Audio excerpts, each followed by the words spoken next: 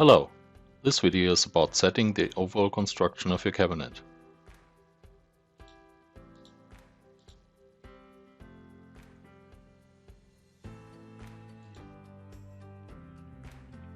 On the corners you have the option to let the horizontals pass,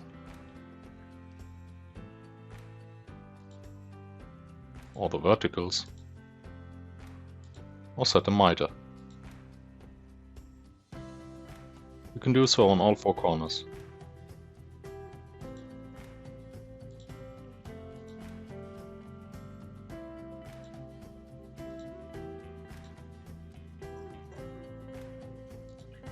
If you let one of them pass, you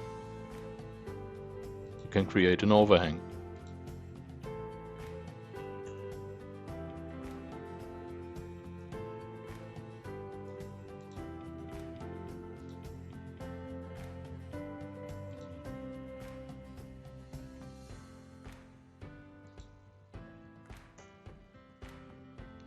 If you wanted to, you could also set a rail instead of the top panel.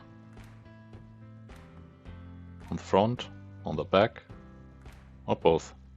You can also define the connectors used.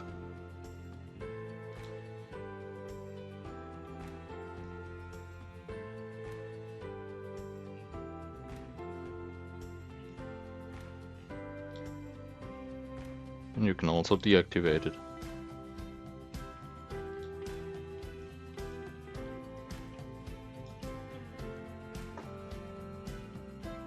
Now you just have your plinth settings,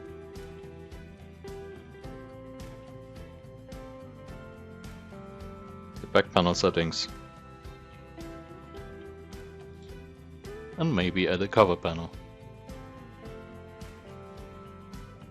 For detailed instructions of all of these other menus, please refer to their dedicated tutorials. This was how to set the overall construction of your cabinet. Thank you for watching.